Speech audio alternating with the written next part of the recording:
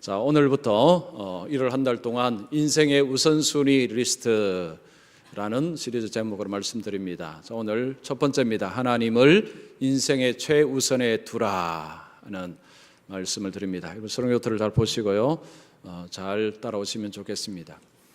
옛날 시골에 한 농부가 있었습니다. 봄이 되자 농부가 이제 부인에게 이제 봄이 되었으니까 밭을 갈아야겠소. 밭을 가려면 경운기가 이제 움직여야 되는데 경운기 기름을 좀 사러 내가 좀 읍내에 다녀오겠소 했습니다. 그러자 부인이 그러세요 하고 점심을 챙겨 먹고 이 농부가 이제 마당으로 탁 나오는데 갑자기 머릿속에 아이고 내가 오늘 돼지 밥을 안 줬구나 생각이 들었습니다. 그래서 돼지 사료를 찾으러 곳간에 갔습니다. 곳간에 가서 돼지 사료를 이렇게 하려고 하는데 옆에 보니까 감자에 이제 이 감자의 씨앗이 이렇게 막 붙은 것입니다. 그 꽃이 피고 뭐 그런 거 있죠. 이 감자를 이게 밭에 심어야 되는구나. 그러면서 이렇게 통에다가 이제 씨 감자를 이렇게 좀 골라놓았습니다. 골라놓고 나중에 내가 좀 심어야 되겠다고 놓고요. 그 돼지 사료를 가지고 그러니까 돼지 우리에 가서 이게 돼지들아 많이 먹으라 하고 이제 막 이게 밥을 이제 줬습니다. 주고 이 마당으로 나오는데 앞에 보니까 이 장작더미가 보이는데 아이고 집 사람이 부엌에 장작을 갖다 놓으라고 했는데 내가 이걸 잊어버렸구나 하고 이분이 이제 그 장작을 이렇게 가지고 부엌으로 가는데요, 갑자기 삐약삐약 소리가 나는 거예요. 그러니까 병아리들이 닭장에서 나와서 지금 막 탈출해서 막 하고 있었습니다. 아이고 이 옆에 이제 이 장작을 내려놓고 이제 병아리를 잡는 것입니다. 막 삐약삐약 막 도망가니까요. 병아리를 한 마리 딱 잡아서 다시 작당에 딱 집어넣고 그러면서 지금 막 병아리들 막 도망가니까 여기저기 막 쫓아다니면서 병아리를 막 하여튼 다 집어넣었어요. 다 집어넣습니다. 그냥 다 넣었구나 하고 맞아 내가 장작을 갖다 놓아야지 하고 이제 장작을 다시 가지고 부엌에다가 이렇게 갖다 놓습니다. 갖다 놓고 이왕이면 한 번에 좀 많이 갖다 놓자 하고 그래서 다시 장작더미에 가서 다시 장작을 더 많이 가져다가 다시 부엌에 이렇게 갖다 놓겠어요. 그래서 뭐가 또 생각났습니다. 맞아 내가 그걸 해야지 하고 또 이걸 했어요. 또 하니까 맞다 저걸 해야지 하고 했습니다. 이제 다 했구나. 이제 기름 사러 가야지 하고 시계를 딱 보니까요, 이 기름집이 문 닫을 시간이네요. 오늘은 안 되겠다, 내일 사러 가자 하고 기름을 못 샀습니다. 저녁이 되었습니다. 부인이 묻습니다. 여보 오늘 기름 샀어요? 남편이 아니 오늘 못 샀어요. 오늘 너무 바빴어. 그럼 기름은 언제 살 거예요? 내일 사야지. 내일 살 거예요. 이야기합니다. 자, 제가 질문합니다. 이 농부가 내일 기름을 살까요? 못 살까요? 그렇게 해서는 사기가 힘들겠죠. 자, 여러분이 이 농부를 잘 아시는 분이라면 농부에게 조언을 한번 해줘 보십시오. 어떤 조언을 하시겠습니까? 아마도 많은 분들이 이렇게 조언할 것입니다. 삶의 우선순위를 정하고 일하십시오. 우선순위 정하고 일하십시오 라고 조언을 아마도 많이 하실 것입니다. 우선순위 정한다는 것은 어떤 것이죠? 먼저 해야 될 것이 뭐고 그 다음에 해야 될 것이 뭔가를 이렇게 순서를 정해놓고 일을 하는 것이 우선순위를 정해놓고 하는 것입니다. 여러분, 세상에서 성공하는 사람들의 특징 중에 하나가 능력도 있지만 그보다 더 중요한 것이 우선순위를 정하고 사는 것이라고 말합니다. 스티븐 코비가 쓴 아주 대단한 책이죠. 성공하는 사람들의 7가지 습관, 읽어보신 분들이 아마 많으실 것입니다. 거기에 보면 스티븐 코비가 그 이야기를 합니다. 성공하는 사람들의 특징이 인생의 우선순위가 분명하다. 우선순위를 분명하게 정해놓고 사는 사람들이 세상에 성공한다. 그 이야기를 합니다. 자, 그러면 이 우선순위를 어떻게 정해야 되느냐? 스티븐 코비가 제안하는 방식은 삶의 소중한 것을 먼저 하라. 삶의 중요한 것, 정말 소중한 것을 먼저 하라는 것입니다. 자, 그런데 여러분, 우리가 소중한 것을 하려고 하는데 방해거리가 있습니다. 방해거리가 뭐냐면 긴급한 일입니다. 긴급한 일이 우리의 발목을 자꾸 잡습니다. 아니 주인님 이것 좀 해주세요, 저것 좀 해주세요 하면서 긴급한 일이 우리 속에 불쑥불쑥 끼어들어서 소중한 일을 자꾸 미루게 합니다. 여러분, 이 농부에게 소중한 일이 무엇입니까? 기름 살아가는 것입니다. 경운기를 돌려야죠. 그래 밭을 갈죠. 자, 기급한 일이 뭐죠? 나오니까 장작 갖다 놔야 되는데, 돼지 밥 줘야 되는데, 삐약삐약 병아리 집어넣어야 되는데, 이게 전부 긴급한 일입니다. 여러분, 긴급한 일을 하지 말라는 것이 아닙니다. 이런 일은 나누면 됩니다. 부인이나 자녀에게 이거 너 이것 좀 해라, 당신 이것 좀 해라 하면서 나누면 되는 거죠. 그런데 그 긴급한 일을 본인이 다 처리하다 보니까 기름을 못 산 것입니다. 여러분, 우리의 삶은요, 긴급한 일, 중요한 일, 이거 둘 구분 못하면 나중에 인생의 마지막에 웁니다. 울어요. 운다는 이야기는 후에 막급이라는 것입니다. 내가 인생 잘못 살았다. 열심히는 살았습니다. 바쁘게는 살았습니다. 그런데 잘못 살았습니다. 여러분, 긴급한 일하고 소중한 일을 구분하지 못하게 되면요, 반드시 나중에 후회합니다. 자, 올 한 해 시작되었습니다. 2019년 한 해 여러분 정말로 성공적인 삶을 살고 싶으시다면 중요한 것은 긴급한 일, 중요한 일을 구분하십시오. 구분해서 중요한 일을 뒤로 미루지 마십시오. 미루면 반드시 후회할 날이 찾아옵니다. 자, 우리가 그러면 이 우선순위를 어떻게 정할 것이냐? 여러분, 사람마다 목표와 방향이 다르기 때문에 사람마다 좀 차이가 있습니다. 그런데 여러분, 하나님의 백성들에게 우선순위를 어떻게 정할 것이냐? 우리가 정하는 것은 어렵습니다. 자, 하나님께서 정해 주십니다. 하나님께서 우리의 인생 우선순위 리스트를 정해 주시는데, 여러분 그거 어디 있죠? 어디 있습니까? 여기 있습니다. 출애굽기 20장에 있습니다. 이건 뭐 10계명 이야기인데 그런 생각 드시죠? 여러분, 10계명을 해석하면 우리의 인생 우선순위 리스트입니다. 자, 10계명 하면 여러분 어떤 이미지가 떠오르십니까? 10계명 하면 꼬리 따분한 옛날 법칙, 옛날 히브리인들에게 주신 법규, 이렇게 생각하는 분들이 아마 계실 것입니다. 옛날에 그 히브리인들에게 주신 법규 이렇게 생각하면 오늘 나와는 아무 상관없습니다. 오늘 나와는 아무 상관없습니다. 여러분, 그렇지 않습니다. 자, 10계명은 이스라엘 백성들에게 주셨는데 이걸 왜 주셨는가를 아셔야 돼요. 이거 모르면 이거 옛날에 꼬리따바는 법규, 나와는 아무 상관없는 이런 식으로 규정을 지어버립니다. 그러면 큰일 납니다. 이 10계명은 하나님의 백성들에게 주신 것입니다. 이스라엘 백성들에게 주신 것입니다. 하나님께서 10계명을 통해서 너희들 이걸 지켜야 구원받는다 주신 것이 아닙니다. 하나님의 백성이기 때문에 주신 것입니다. 이건 먼저 구별하셔야 돼요. 하나님의 백성이기 때문에 주신 것입니다. 그래서 어떤 분은 10계명은 울타리다라는 표현을 썼습니다. 울타리. 여러분 울타리 아시죠? 울타리. 울타리는 보호막입니다. 자, 어린 자녀를 가진 우리 부모님들, 자, 어린 자녀들과 만약에 동산이나 공원에 가시면 아이들이 막 뛰놀지 않습니까? 그럴 때 보통 그런 이야기입니다. 얘야, 저 너머는 가지 말아라. 요 안에서 놀아라. 그게 울타리입니다. 테두리입니다. 보호막입니다. 그것을 넘어가면 내 시야에서 벗어나니까 위험해진다. 그러니까 이 안에서 놀아라. 이것이 울타리입니다. 여러분, 교통법규가 없는 가운데서 만약에 여러분이 운전을 하시거나 도로에 나가시면 진짜 위험합니다.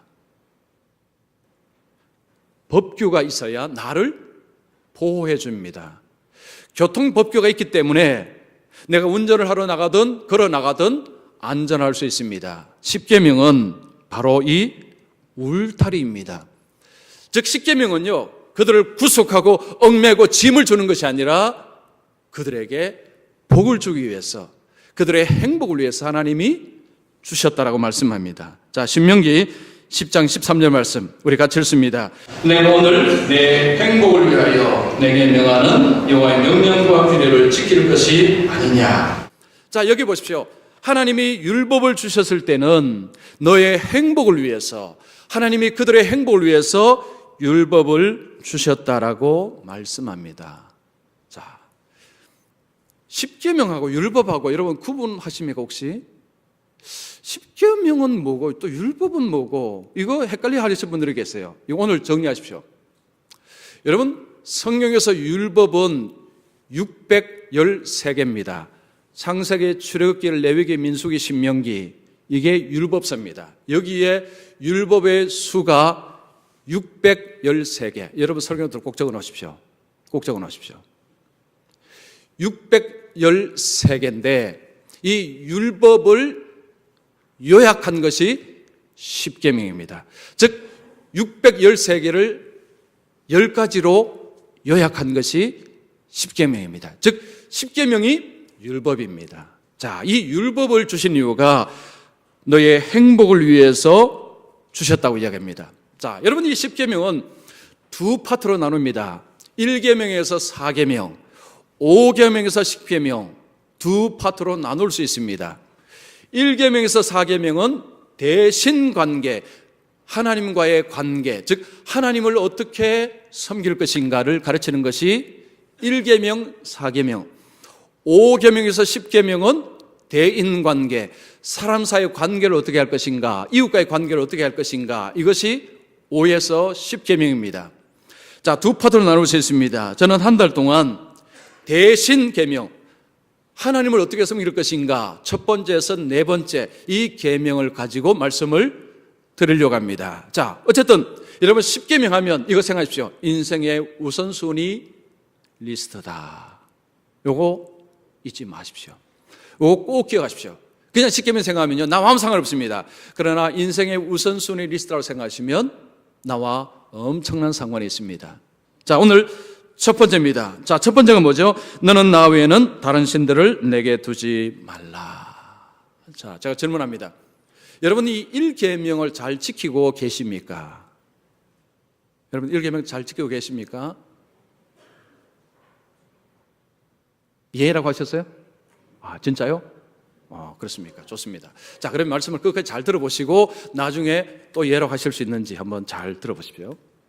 여러분 이 말씀에 엄청난 것들이 들어가 있습니다. 자, 두 가지, 오늘 두 가지를 꼭 기억하십시오. 첫 번째, 세상에 하나님 외에는 다른 신이 없다. 이것을 이야기합니다.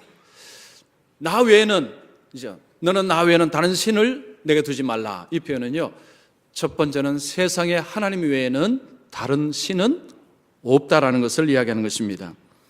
자, 너는 이라고 하면 여기에 너는 누구일까요? 너는 이스라엘 백성 한 사람, 개개인을 지칭하는 것입니다. 너는, 너 한 사람은, 나는 누구죠? 하나님입니다. 나 외에는, 이 나 외에는 이라는 표현은요, before my face라는 의미입니다. 내 얼굴 앞에서, 내 얼굴 앞에서 너는, 하나님 믿는 너 한 사람은 하나님 얼굴 앞에서 다른 것을 중간에 끼우지 말아라, 이런 표현입니다. 다른 신을 중간에 끼워서는 안 된다라는 것입니다. 자, 그런데 오늘 이 표현을 보면요, 다른 신들이라는 표현을 보면 그러면 세상에 다른 신들이 있다는 이야기인가, 하나님께서 다른 신들이 있다는 것을 인정하는 이야기 아닌가, 이런 생각이 들 수 있습니다. 그 이야기는 아닙니다. 다른 신들이 있기 때문에 그런 이야기 아니라 사람들이 믿는 신들을 지칭하는 것입니다. 하나님은 성경에서요, 세상에 신은 없다라는 것을 계속 이야기합니다. 여러분 신명기 4장 보십시오. 신명기 4장 39절에 너는 오늘 위로 하늘에나 아래로 땅에 오직 여호와는 하나님이시요 다른 신이 없는 줄을 알아 명심하고. 이스라엘 백성들이 지금 광야에 있습니다. 그들은 곧 가나안 땅에 들어갑니다. 그들에게 하시는 말씀이 세상에는 다른 신은 없다. 즉 사람들이 믿는 신은 다 거짓이다, 다 가짜다, 없는 것이다, 이런 이야기를 하는 것입니다. 그러면서 그러나 세상에는 많은 사람들이 나름대로 신을 믿고 있다는 것을 하나님께서 이야기하는 것입니다. 그들이 애굽에서 있을 때에 애굽에는요 5만 가지 신이 있었습니다. 10가지 재앙을 통해서 이스라엘을 건져내셨습니다. 그 10가지 재앙이 전부 신들에 대한 심판이었습니다. 태양신이 있었습니다. 깨구리 신이 있었습니다. 그 안에는요 5만 가지의 신들이 있었는데 이스라엘 백성들이 애굽에서 그 신들을 섬기는 그들을 다 보았습니다. 그래서 그 신들을 잘 알고 있습니다. 자, 그들이 가나안 땅에 들어갑니다. 가나안 땅은 농경사회입니다. 농사를 짓는 땅입니다. 거기는 문화가 있습니다. 이미 축적된 문화입니다. 그 속에는 우상의 문화가 있습니다. 유명한 바알신, 아세라신, 이 바알신은 농경의 신입니다. 농사를 짓기 위해서 반드시 믿어야 되는 신이라고 알고 있는 그 신이 바알신입니다. 자, 이스라엘이 이제 그 땅에 들어가면 그 바알신, 아세라신 수많은 신을 듣게 될 것입니다. 그럴 때에 그것이 가짜다라는 것을 명심하라라고 이야기를 하는 것입니다. 자, 이걸 생각하면요, 이거라면 우리하고 정말 상관이 없네요. 내가 지금 뭐 바알을 섬기는 것도 아니고, 뭐 세상에 바알이 있는 것도 아니고, 뭐 아세라가 있는 것도 아니고, 뭐 태양신을 섬기는 것도 있는 것도 아니고, 이런 유혹이 있는 것도 아닌데, 그러면 이 말씀은 결국 우리하고 상관없는 것 아닙니까? 이렇게 생각을 하시면 안 됩니다. 성경에서 우상을 잘 이해를 하셔야 됩니다. 우상. 자, 우상은 눈에 보이는 것도 있지만 눈에 보이지 않는 우상도 성경에서 이야기를 합니다. 여러분, 우상이 무엇입니까? 우상은 하나님의 자리에 앉아서 우리의 삶을 통제하고 지배하고 이끄는 것이 우상입니다. 눈에 보이느냐 보이지 않느냐 그 중요하지 않습니다. 어떤 것이든지 우리에게 하나님께서 앉아야 될 자리에 그것이 앉아서 나의 삶을 이끕니다. 통제합니다. 지배합니다. 그것은 우상입니다. 여러분, 예수님께서 이 우상을 명확하게 설명하셨습니다.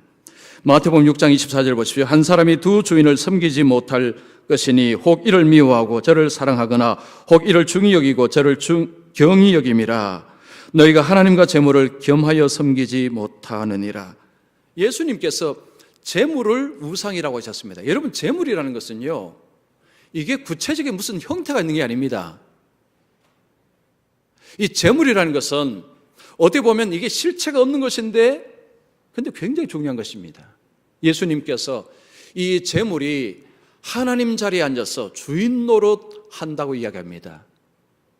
재물을 우상이라고 말씀을 하신 것입니다. 여러분, 우리의 삶에는 눈에 보이느냐 눈에 보이지 않느냐 중요한 것이 아니라 나 속에서 내 중심에서 내 삶을 지도하고 통제하는 것이, 그것이 바로 우상이라는 것입니다. 하나님 자리에 다른 것이 앉아있으면 그게 뭐든지 우상입니다. 여러분, 신약성경에 보면 탐심, 욕심내는 거요. 그리고 쾌락, 즐기는 것, 그리고 배, 이게 우상이랍니다. 배, 먹는 것, 이 먹기 위해서 사는 사람 있죠. 그게 우상입니다. 그리고 즐기는 재미로 사는 사람, 재미를 추구하는 사람이 재미가 우상이라는 것입니다. 자, 그러면 왜 사람들은 이런 것을 쫓아갈까요? 왜 성공이나 아니면 쾌락이나 즐거움이나 먹는 것이나 여러분 그런 것을 쫓아가는 이유는 단순합니다. 만족을 주고 행복을 준다라고 믿기 때문입니다. 자, 사람들은요, 내게 만족을 주는 것에 대한 가치를 굉장히 줍니다. 내게 만족을 주는 것은 굉장히 높은 점수를 매깁니다. 그것이 나쁜 것이 아니라면 능히 그것을 취할 마음이 있습니다. 여러분, 마약은 굉장한 쾌락을 줍니다. 마약을 접한 사람은 못 끊는다고 합니다. 왜냐? 엄청난 쾌락을 주기 때문에. 그러나 보통 사람들은 마약을 통해서 쾌락을 추구하지 않습니다. 왜냐하면 나쁘다는 것을 알기 때문입니다. 나쁜 것을 알기 때문에 마약을 통해서 쾌락을 추구하지 않습니다. 그러나 나쁘지 않은 것들, 이성, 돈, 쾌락, 즐거움, 성, 이런 것들, 이건 나쁘지 않습니다. 그런데 그것이 우리에게 하나님 자리에 앉아서 우리의 삶을 쥐락펴락 한다는 것입니다. 이럴 때 이것이 우상이라는 거죠. 자, 이런 것들이 우리 속에 만족과 행복을 주는 것처럼 약속을 합니다. 그래서 사람들이 그걸 쫓아갑니다. 자, 질문할게요. 여러분 진짜 그 만족과 행복을 줍니까? 주는데요. 이런 얼굴로 하셨어요, 저한테. 자, 펠리티라는 학자가 이런 표현을 썼습니다. 이런 것들은 만족 직전까지 우리를 데려다 준다. 자, 다시 말씀드릴게요. 여러분 세상의 우상들은 우리를 만족 입구까지 데려다 준답니다. 쉽게 말하면요, 만족의 맛은 조금 보여줍니다. 그러나 참된 만족을 주지는 못한다는 것입니다. 여러분 솔로몬이 이런 고백을 했습니다. 전도서 2장 11절 보십시오. 내 손으로 한 모든 일과 내가 수고한 모든 것이 다 헛되이 바람을 잡는 것이며 해 아래에서 무익한 것이로다. 솔로몬은 즐길 거 다 즐기고 재미 다 누려봤습니다. 자, 그가 하는 표현이 그겁니다. 만족 입구까지 갔다는 거죠. 막상 잡으려고 하니까 다 빠져나갔습니다. 잡히지가 않습니다. 잡을 것 같은데 안 잡힙니다. 만족 직전까지는 데려다 주는데 진짜 만족은 못 주더라. 이것이 솔로몬의 고백입니다. 여러분 오늘날 현대인들의 삶의 기준은 행복입니다. 텔레비전, 책 다 보시면요 전부 행복입니다. 행복하냐? 이것이 결정 기준입니다. 어떤 일을 이제 하려고 할 때 이게 정말로 행복하냐? 그러면 해도 됩니다. 행복하지 않느냐? 그러면 하지 말아야 됩니다. 이것이 세상이 가르치는 교훈입니다. 여러분 그 다 동감하시죠? 텔레비전 켜면 그 이야기 합니다. 예수 믿는 사람은 그 기준을 들이대면 큰일 납니다. 자, 우리는 이 질문해야 됩니다. 이것이 하나님 앞에서 옳으냐? 자, 여러분 따라 하십시오. 이것이 하나님 앞에서 옳으냐? 다시 하겠습니다. 이것이 하나님 앞에서 옳으냐? 우리가 어떤 일을 하기 전에 이것이 하나님 앞에 옳으냐? 이 질문을 하셔야 됩니다. 여러분 이 질문을 하시게 되면 지금 내게 주는 만족과 행복도 포기해야 할 때가 있습니다. 주일날 아침에 더 자고 싶습니다. 그런데 이게 하나님 앞에서 옳으냐 하면 벌떡 일어나서 교회 와서 예배 드립니다. 오늘 가족과 함께 저 즐거운 시간을 가지러 야외로 나가자 하려다가 이게 하나님 앞에 옳으냐? 아니지. 교회 가서 예배 드려야지. 하나님 앞에서 옳으냐라는 질문은 세상에서 말하는 행복을 많이 포기해야 됩니다. 운동을 좋아하시는 분들, 만약 제가 지금 축구를 좋아하는 분들은요, 주일날 보통 동호회 모임이 오전에 많이 있습니다. 그러면, 아이고, 축구하러 가야지. 재밌는 축구하러 가야지. 그건 내 행복을 위해서 가는 것입니다. 그런데 하나님 앞에서 옳으냐? 하니까 아니지. 내가 좀 거기 못 가지. 교회 가야지. 하나님 앞에서 옳으냐라는 질문을 하셔야 합니다. 하나님 앞에서 다른 신은 없습니다. 어느 우상도 우리를 참된 만족과 행복을 주지 않습니다. 속지 마십시오. 속지 마십시오. 여러분 올 한 해 동안 정말 내게 만족을 준다고 세상이 외치는 것 속지 마시고 하나님 앞에 옳으냐? 하나님 앞에 옳으냐?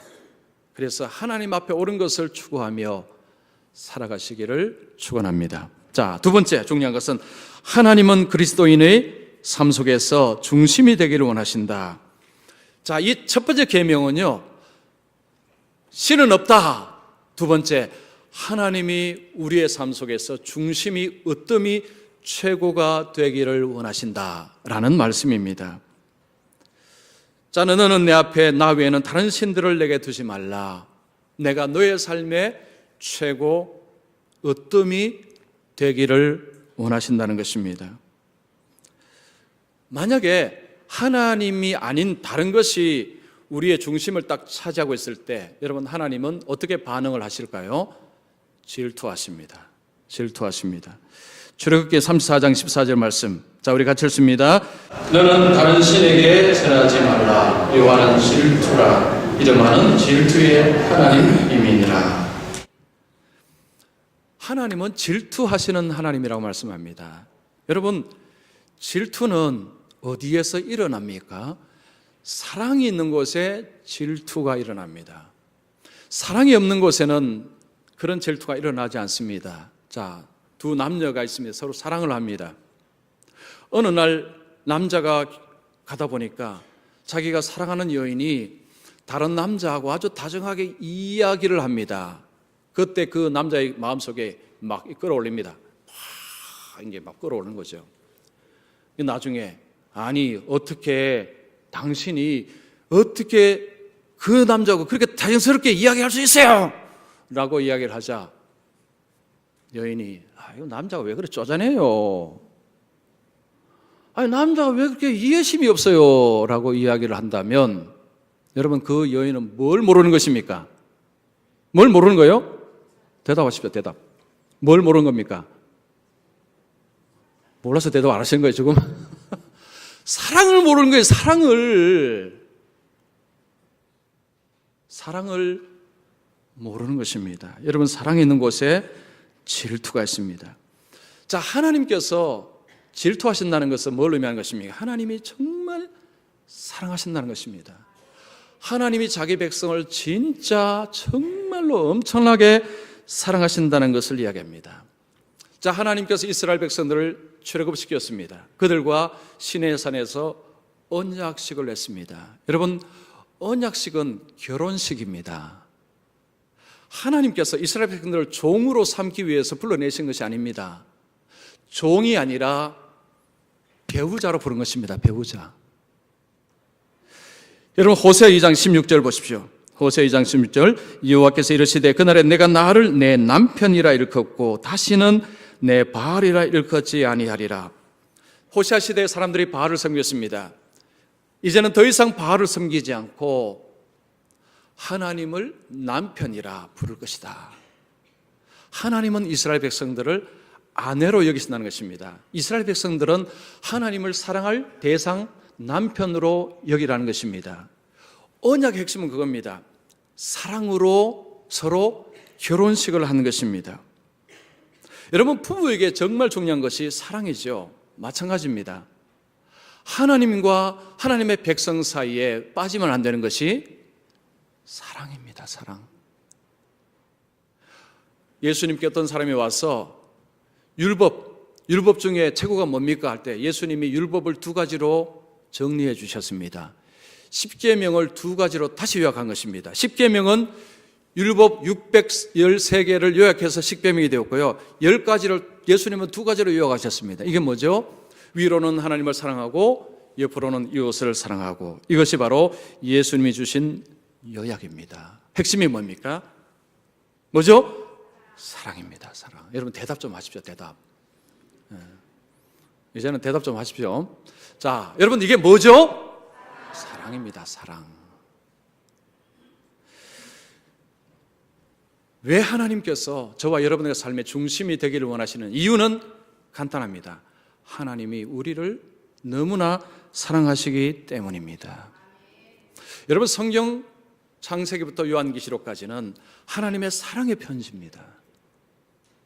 여러분 구구절절히 하나님이 하나님의 백성들을 사랑한 그 사랑의 내용들이요 구구절절히 섞여 있습니다. 예수님의 사랑이 어디서 극명하게 드러났습니까? 예수님 십자가. 요한일서 4장 9절 보십시오. 하나님의 사랑이 우리에게 이렇게 나타난 바 되었으니 하나님이 자기의 독생자를 세상에 보내심은 그로 말미암아 우리를 살리려 하심이라. 하나님의 사랑이 이렇게 나타난 바 되었으니 예수님이 이 땅에 오심, 하나님이 세상을 이처럼 사랑하사 독생자를 주셨으니, 예수님을 통해서 보여주신 것은 하나님의 사랑입니다. 예수님이 이 땅에 오신 것도 하나님의 사랑 때문에 오셨고요, 예수님이 십자가를 진 것도 하나님의 사랑 때문에 주셨고, 예수님께서 우리를 구원하시는 것도 하나님의 사랑 때문에 우리를 구원하십니다. 성경은 온통 사랑, 사랑, 사랑, 사랑 이야기합니다. 올해 100세가 되는 김형석 교수님, 제가 몇 번 말씀드려서 여러분 이제 잘 아실 것입니다. 여러분 신문 보시면 올해 1월 1일 날 신문을 보니까 김형석 교수님하고 인터뷰 기사가 이렇게 실렸습니다. 이제 100세가 되니까요. 이제 이분에게 많은 분들이 이제 어떻게 건강 유지하십니까? 뭐 어떻게 하십니까? 이걸 많이 질문하십니다. 이분이 최근에 쓴 책이 왜 우리에게 기독교는 필요한가? 이런 책이 있습니다. 자, 이 책에 이런 이야기가 있습니다. 이분이 중학교 1학년 때 미션 스쿨에 다녔습니다. 어느 날 채플 시간에, 예배 시간에 호주에서 오신 목사님이 설교를 하고 나서 학생들에게 수수께끼 문제를 내셨습니다. 자, 내가 수수께끼를 낼 테니까 여러분 맞추시면 1등, 2등, 3등에서 상을 주겠습니다. 상을 교장 선생님께 맡기고 갈 테니까 여러분 그 답을 한번 제출해 보라고 했습니다. 그때 중학교 1학년인 김형석 이 학생은 이게 질문이 뭘까 고민이 되더랍니다. 근데 어떤 친구는 세상에서 질문 제가 말씀드리는 세상에서 가장 강한 것이 무엇이냐가 질문입니다. 세상에서 가장 강한 것이 뭐냐? 어떤 친구는 사자, 어떤 친구는 코끼리, 어떤 친구는 고래랍니다. 근데 김영석이라는 이 학생은요, 참 똘똘했습니다. 저런 답을 원한 것은 아니었을 텐데, 이 고민을 하다가 옳거니 정의, 저스티스, 정의다라고 생각했다고 합니다. 이 정의롭게 살면은 세상에 무서운 게 뭐냐?